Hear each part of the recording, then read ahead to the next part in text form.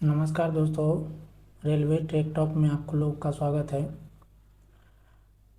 आज हम लोग एएलपी 2026 को 2000 टारगेट में रखते हुए हम लोग जीके जीएस मस्ती का नोट्स का रिवीजन करेंगे, जो कि बिहार एसएससी सीजीएल 4 में आपको बहुत लाभकारी होगा। बिहार एसएससी इंटरमीडिएट में बहुत लाभकारी होगा। एएलपी टेक्नीशियन में बहुत लाभकारी होगा। तो हम लोग इसको देखेंगे। सबसे पहले हम लोग बायोलॉजी चैप्टर का देखेंगे।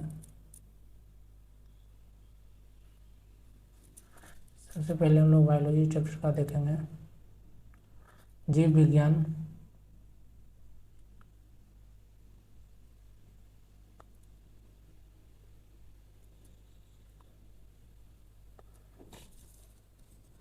तो सबसे हम लोग देखेंगे बायोलॉजी के बारे में। सबसे पहले क्वेश्चन है बायोलॉजी का जनक है अरस्तु। बायोलॉजी का जनक कौन है? अरस्तु। अरस्तु ने अपनी पुस्तक हिस्टोरिका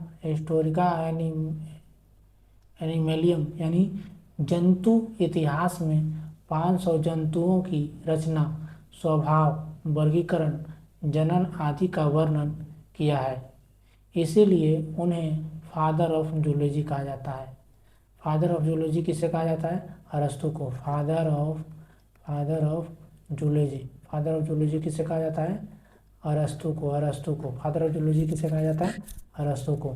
अरस्तु ने अपनी पुस्तक हिस्टोरिया एनिमेलियम, क्या है देखिए, एनिमल याद रखना है ना, हिस्टोरिया एनिमल, इसको एम कर दिया, एनिमेलियम। हम लोग एनिमल बोलते हैं, एनिमेलियम 500 जंतुओं की रचना की थी। इसे फादर ऑफ जूलॉजी के नाम से जाना जाता है। बायोलॉजी शब्द का सर्वप्रथम प्रयोग किया था लैमार्क एवं ट्रेविनस। बायोलॉजी शब्द का सबसे पहले प्रयोग किया था लैमार्क और ट्रेविनस। लैमार्क कहाँ का था? फ्रांस का था। ट्रेविनस जर्मनी का था। लैमार्क कहाँ का था? फ्रांस का था, लेम में। इसको याद रखना था, इसको याद रखेंगे हम लोग दोस्त। लेम में तब फर्स्ट जे में, है ना। और इसको क्या करेंगे? ट्रेविनस है तो इसको याद रखेंगे, ट्राई करेंगे जरा सा, यानी हो जाएगा लैमार्क का हो जाएगा फ्रांस और ट्रेविनस का हो जाएगा जर्मनी। अब सबसे पहले हम लोग देखेंगे बायोलॉजी के दो भागों में बांटा गया। बायोलॉजी को कितने भागों में बांटा गया? बायोलॉजी को दो भागों में बांटा गया। सबसे पहले उसका होता है बोटनी, है ना। बोटनी ग्रीक भाषा का शब्द है और होता है जूलॉजी। बोटनी को कितने भागों में बांटा गया? दो भागों में।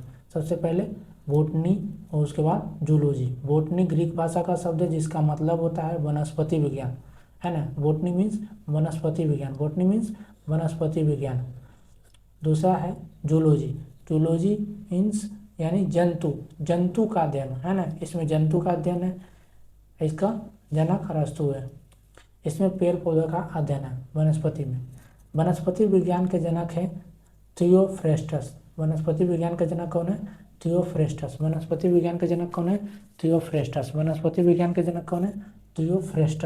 और जंतु विज्ञान के जनक कौन है? अरस्तु। हिस्टोरिया प्लांटेनम पुस्तक के लेखक कौन है? थियोफ्रेस्टस। क्या है? थियोफ्रेस्टस। हिस्टोरिया प्लांटेनम, हिस्टोरिया देखिए यहाँ पर लिखा हुआ है किताब का नाम, हिस्टोरिया प्लांटेनम पुस्तक का नाम है थियोफ्रेस्टस। और हिस्टोरिया एनिमेलियम पुस्तक का नाम है अरस्तु। उसका किसने लिखा था? हिस्टोरिया एनिमेलियम अरस्तु, जो कि जंतु के अध्ययन के बारे में बताता। उसमें 500 जंतु का रचना किया गया था। हिस्टोरिया प्लांटेनम पुस्तक का जनक कौन है? थियोफ्रेस्टस ने अपनी पुस्तक हिस्टोरिया प्लांटेनम में 500 प्रकार के पेड़ पौधे के बारे में जानकारी प्रदान किया था, ठीक है ना। हिस्टोरिया एनिमेलिया का लेखक है अरस्तु। हम लोग पहले भी बता दिए हैं, यहाँ हिस्टोरिया एनिमेलियम यानी हिस्टोरिया एनिमेलिया दोनों एक ही है। इसका जनक कौन है, इसका लेखक कौन है, अरस्तु। इसका लेखक है अरस्तु।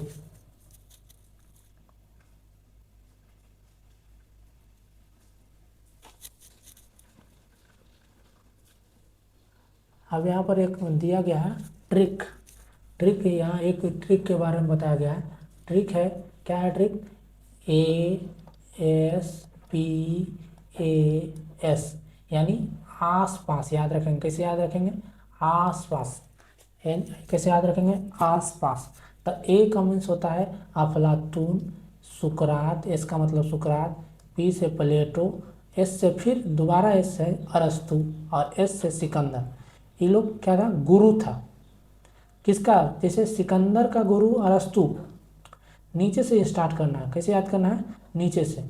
सिकंदर का गुरु है अरस्तु, अरस्तु का गुरु था प्लेटो, और प्लेटो का गुरु था सुकरात, और सुकरात का गुरु था अफलातून।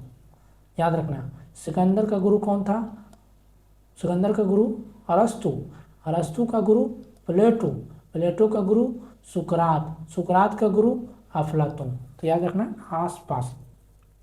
अब हम लोग देखेंगे कोशिका। कोशिका सबसे पहले आता है, सबसे छोटी इकाई कोशिका, ऊतक, फिर अंग, अंग तंत्र, फिर शरीर।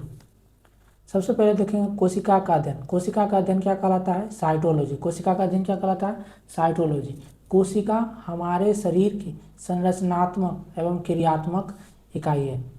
कोशिका हमारे शरीर की संरचनात्मक एवं क्रियात्मक इकाई है। स्ट्रक्चरल एवं फंक्शनल यूनिट है। कोशिका क्या है, हमारे शरीर की संरचनात्मक और क्रियात्मक इकाई है, स्ट्रक्चरल एंड फंक्शनल यूनिट है। अब आगे देखेंगे हम लोग कोशिका। कोशिका यहाँ पर होता है मृत कोशिका। सबसे पहले कोशिका की खोज किया था, सबसे पहले कोशिका की खोज हुआ था तो वो मृत कोशिका की खोज हुआ था, मृत कोशिका की खोज हुआ था, ठीक है ना। इसका सर्वप्रथम खोज किया था रॉबर्ट हुक। कोशिका की सर्वप्रथम खोज कौन किया था, रॉबर्ट हुक। कोशिका की सर्वप्रथम खोज कौन किया था, रॉबर्ट हुक। कब हुआ था, 1665 में, 1665 में कोशिका की खोज सर्वप्रथम कब हुआ था, 1665 में। और कौन किया था, रॉबर्ट हुक। और जीवित कोशिका कॉर्क की कोशिका था। वो किस चीज़ का कोशिका था, कॉर्क की। रॉबर्ट हुक की पुस्तक का नाम माइक्रोग्राफिया। रॉबर्ट हुक के पुस्तक का नाम क्या है, माइक्रोग्राफिया। माइक्रोग्राफिया के लेखक कौन है, रॉबर्ट हुक। माइक्रोग्राफिया का लेखक कौन है, रॉबर्ट हुक। एक लोग हम लोग पीछे से पीछे दो पुस्तक का नाम बताया था, क्या था बताइए, आप लोग कमेंट कीजिए क्या था पुस्तक का नाम। हिस्टोरिया और प्लांटेनम पुस्तक का लेखक कौन है, और हिस्टोरिया और एनिमेलियम या एनिमेलिया का लेखक कौन है, ठीक है ना। उसके बाद हम लोग देखते हैं जीवित कोशिका की खोज ल्यूवेनहॉक ने किया था। जीवित कोशिका की खोज कौन किया था, ल्यूवेनहॉक। जीवित कोशिका की खोज कौन किया था, ल्यूवेनहॉक। जीवित कोशिका की खोज कौन किया था, ल्यूवेनहॉक। और सबसे पहले कोशिका की खोज कौन किया था, रॉबर्ट हुक, जो कि मृत कोशिका था। किस चीज़ का कोशिका था, कॉर्क की कोशिका था। जंतु कोशिका यानी एनिमल सेल की सर्वप्रथम खोज ल्यूवेनहॉक नहीं किया था। सबसे पहले ध्यान रखना, जीवित कोशिका की खोज भी कौन किया था, ल्यूवेनहॉक। और जंतु कोशिका की खोज भी कौन किया, ल्यूवेनहॉक। जीवाणु विज्ञान यानी बैक्टीरियोलॉजी का जनक ल्यूवेनहॉक तथा लुईस पास्चर को कहा जाता है। जीवाणु विज्ञान, जीवाणु याद रखना, बैक्टीरियोलॉजी का जनक कौन था, ल्यूवेनहॉक तथा लुईस पास्चर। आरबीसी की खोज किसने किया था, ल्यूवेनहॉक ने किया था। सूक्ष्म विज्ञान यानी माइक्रोबायोलॉजी का जनक कौन किया था, ल्यूवेनहॉक ने किया था। ध्यान रखिएगा, ल्यूवेनहॉक सबसे पहला तो ध्यान रखना है, ल्यूवेनहॉक जीवित कोशिका की खोज किया, फिर जंतु कोशिका की खोज किया, जीवाणु विज्ञान की कोशिका की खोज किया ल्यूवेनहॉक एवं लुईस पास्चर, और आरबीसी की खोज कौन किया, ल्यूवेनहॉक। सूक्ष्म विज्ञान यानी माइक्रोबायोलॉजी की खोज कौन किया, ल्यूवेनहॉक। तो सब आगे ध्यान रखना है। आगे हम लोग चलते हैं नर युग्मक शुक्राणु यानी स्पर्म, स्पर्म की सर्वप्रथम खोज किसने किया? उसमें भी ल्यूवेनहॉक ने किया। जो नर में शुक्राणु पाया जाता है उसका सर्वप्रथम खोज किसने किया? ल्यूवेनहॉक। नर युग्मक स्पर्म की खोज किसने किया? ल्यूवेनहॉक। सबसे यहाँ ध्यान रखना, कौन किया? ल्यूवेनहॉक। सबसे बड़ी कोशिका शुतुरमुर्ग का अंडा होता है। सबसे बड़ी कोशिका क्या होता है? शुतुरमुर्ग का अंडा होता है। सबसे छोटी कोशिका माइक्रोप्लाज्मा गैलीसेप्टिकम। सबसे छोटी कोशिका माइक्रोप्लाज्मा गैलीसेप्टिकम। फिर से बोलिए, माइक्रोप्लाज्मा गैलीसेप्टिकम। सबसे छोटी कोशिका माइक्रोप्लाज्मा गैलीसेप्टिकम। सबसे बड़ी कोशिका शुतुरमुर्ग का अंडा। मानव शरीर की सबसे बड़ी कोशिका अंडाणु। मानव में सबसे बड़ा कोशिका अंडाणु, ओवम, जिसको जो फीमेल में पाया जाता है, जो जिसे मादा युग्मक है ना। मानव शरीर की सबसे छोटी कोशिका शुक्राणु। मानव शरीर की सबसे छोटी कोशिका शुक्राणु, जो स्पर्म है, जो मेल में पाया जाता है। जो किस में पाया जाता है? मेल में पाया जाता है, जो नर युग्मक है। मानव शरीर के सबसे लंबी कोशिका तंत्रिका कोशिका, नर्वस सिस्टम है ना, नर्वस जो मस्तिष्क में पाया जाता है। मानव शरीर के सबसे लंबी कोशिका तंत्रिका कोशिका है ना। मानव शरीर के सबसे बड़ी कोशिका अंडाणु। मानव शरीर के सबसे बड़ी कोशिका अंडाणु। मानव शरीर के सबसे छोटी कोशिका शुक्राणु। मानव शरीर के सबसे लंबी कोशिका नर्वस। अब हम लोग आगे देखेंगे, ये हो गया। अब हम लोग देखेंगे कोशिकांग यानी सेल ऑर्गेन सेल्स है ना। कोशिकांग के बारे में देखेंगे। कोशिकांग ये है कोशिका भित्ति, ये इसके ऊपर होता है कोशिका झिल्ली, ये है गोल्जी काय है ना। देखिएगा, ध्यान दीजिएगा, ये सबसे ऊपरी परत होता है कोशिका भित्ति। इसके सबसे कोशिका भित्ति के पहले होता है कोशिका झिल्ली, उसके बाद होता है ये गोल्जी काय। फिगर को भी ध्यान रखना है, कभी कभी फिगर दे देता है एएलपी टेक्नीशियन में और पूछ लेता है क्या है। उसके बाद ये जो भाग दिख रहा है आपको, ये अंतःप्रद्रवी जालिका है, जिसका इंग्लिश नाम भी है, हम आपको आगे बताएंगे। उसके बाद ये देखिए, ये है केंद्रक है ना, ये क्या है? केंद्रक। उसके बाद ये है माइटोकॉन्ड्रिया, ये वाला जो भाग दिख रहा है ये है रसधानी। ये क्या है? रसधानी। देखिए ये ये है हरित लवक, ये है हरित लवक।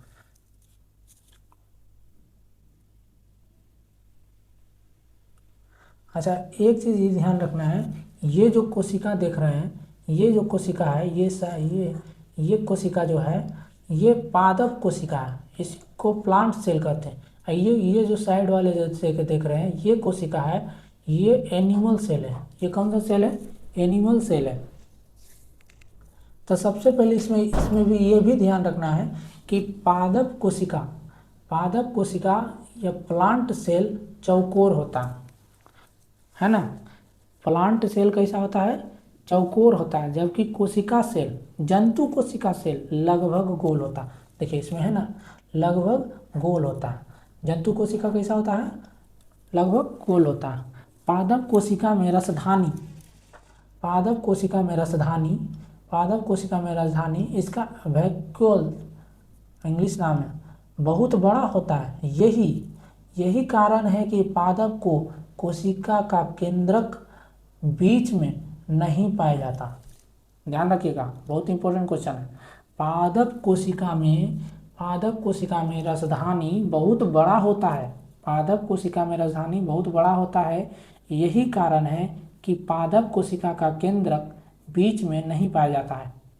पादप कोशिका में राजधानी बहुत बड़ा होता है, यही कारण है कि पादप कोशिका का केंद्रक बीच में नहीं पाया जाता है। जंतु कोशिका में राजधानी बहुत बड़ा होता है, बहुत छोटा होता है, सॉरी। जंतु कोशिका में राजधानी बहुत छोटा होता है, याद रखना। पादप कोशिका में राजधानी बहुत बड़ा होता है और जंतु कोशिका में राजधानी बहुत छोटा होता है। ठीक है, इसको याद भी ऐसे याद भी रख सकते हैं। पादप में सबसे ज़्यादा वाटर ऑब्जर्व कर पेड़ पौधा ज़्यादा पानी ऑब्जर्व करके रखता है जंतु की अपेक्षा, तो इसीलिए उसको रसधानी ज़्यादा ज़्यादा बड़ा की ज़रूरत पड़ता, ज़्यादा बड़ा होता है इसलिए वो ज़्यादा ऑब्जर्व करता। जंतु में छोटा होता है इसलिए छोटा ऑब्जर्व करता। ठीक है। उसके बाद ध्यान रखिएगा, पादप कोशिका प्लांट सेल के सबसे बाहरी आवरण को कोशिका भित्ति यानी सेल वाल कहा जाता है। पादप कोशिका के सबसे बाहरी आवरण को कोशिका भित्ति यानी सेल वाल कहा जाता है, जबकि जंतु कोशिका यानी एनिमल सेल के सबसे बाहरी आवरण को कोशिका झिल्ली कहा जाता है। याद रखना है, सेल मेम्ब्रेन कहा जाता है। पादप कोशिका के सबसे बाहरी आवरण को क्या कहा जाता है? कोशिका भित्ति, जबकि जंतु कोशिका के सबसे बाहरी आवरण को क्या कहा जाता है? कोशिका झिल्ली। पादप कोशिका के सबसे बाहरी आवरण को क्या कहा जाता है? कोशिका भित्ति, जबकि जंतु कोशिका के सबसे बाहरी आवरण को क्या कहा जाता है? कोशिका झिल्ली। जंतु कोशिका में कोशिका भित्ति नहीं पाया जाता है। बहुत इंपॉर्टेंट क्वेश्चन है, याद रखिएगा। एनिमल सेल में कोशिका भित्ति नहीं पाया जाता है। तो पाया किस में जाता है? पादप कोशिका में कोशिका भित्ति पाया जाता है, जबकि जंतु कोशिका में कोशिका भित्ति नहीं पाया जाता है। उसके बाद हम लोग देखेंगे, यहाँ देखते हैं, ये हो गया, ये देखिए, ये केंद्रक हो गया आपको सबसे सेंटर में। उसके बाद ये हो गया केंद्रिका, है ना। उसके बाद ये केंद्रिका द्रव, ये केंद्रक को कोशिका का दिमाग कहा जाता है। ये सबसे बाहरी भाग हो गया, इसलिए कोशिका झिल्ली। और ये हो गया कोशिका द्रव। अब कोशिका द्रव देखते हैं, यह अर्ध तरल पदार्थ होता है, ये दही का जैसा होता है ना। जितने भी कोशिकांग हैं जैसे राइबोसोम, माइटोकॉन्ड्रिया, लाइसोसोम, गोल्गी काय, तारकाय, एंडोप्लाज्मिक रेटिकुलम, ये सारे कोशिकांग कोशिका द्रव में तैरते रहते हैं, है ना। ध्यान रखना, जितने भी कोशिकांग हैं जैसे राइबोसोम, माइटोकॉन्ड्रिया, लाइसोसोम, गोल्गी काय, तारकाय, एंडोप्लाज्मिक रेटिकुलम, ये सारे कोशिकांग कोशिका द्रव में तैरते रहते हैं।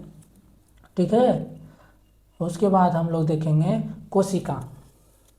कोशिका के 3 भाग देखेंगे, है ना। कोशिका में 3 भाग, जीव द्रव, कोशिका द्रव, केंद्रक द्रव, सबका डिफिनीशन पढ़ेंगे हम लोग। ऊपर देखे थे ना फिगर में भी। अब जीव द्रव में होता है कि इसको याद रखना है, प्रोटोप्लाज्म, कोशिका द्रव साइटोप्लाज्म, केंद्रक न्यूक्लियोप्लाज्म, है ना। केंद्रक का हो गया न्यूक्लियो और द्रव का हो गया प्लाज्म। कोशिका का हो गया साइटो और द्रव का हो गया प्लाज्म, तो हो गया साइटोप्लाज्म। जीव का हो गया प्रोटो और द्रव का हो गया प्लाज्म, तो हो गया प्रोटोप्लाज्म। कोशिका द्रव का हो जाएगा साइटोप्लाज्म, केंद्रक द्रव का हो जाएगा न्यूक्लियोप्लाज्म। अब देखते हैं, कोशिका द्रव और केंद्रक द्रव मिल करके बनता है जीव द्रव, है ना। ये इस जब हम लोग एनसीईआरटी पढ़ेंगे तो इसका डिफिनीशन और बढ़िया है ना। एक एक लाइन एनसीईआरटी का पढ़ेंगे हम लोग। उसके बाद देखते हैं कोशिका द्रव, कोशिका झिल्ली एवं केंद्रक के बीच का जो द्रव होता है उसे कोशिका द्रव कहते हैं। कोशिका झिल्ली और केंद्रक, देखिए हम लोग देखे थे ना, सबसे बाहरी परत को क्या कहते हैं? कोशिका झिल्ली। और यहाँ पर था केंद्रक, तो केंद्रक और कोशिका झिल्ली के बीच का द्रव, ये सब क्या, इसमें सब लिक्विड भरा रहता है, तो इसको क्या कहते हैं? कोशिका द्रव कहते हैं। और केंद्रक का जो अंदर द्रव है, केंद्रक का अंदर जो द्रव है उसको केंद्रक की द्रव कहते हैं, न्यूक्लियोप्लाज्म कहते हैं। इस टोटल को कोशिका द्रव और केंद्रक द्रव सभी को मिला दिया जाए तो इसको क्या कहते हैं? जीव द्रव। क्या कहेंगे? जीव द्रव। ठीक है। अब हम लोग आगे बढ़ते हैं और कोशिका सिद्धांत के मुख्य बातें को देखते हैं। कोशिका सिद्धांत के मुख्य बातें को देखते हैं। सबसे पहले है कोशिका प्रत्येक जीव के प्रत्येक जीव की उत्पत्ति एक कोशिका से होती है। याद रखना, प्रत्येक जीव की उत्पत्ति एक कोशिका से होती है। प्रत्येक जीव का शरीर एक या अनेक कोशिकाओं से बना होता है। प्रत्येक जीव का शरीर एक या अनेक कोशिकाओं से बना होता है। प्रत्येक कोशिका एक स्वाधीन इकाई है।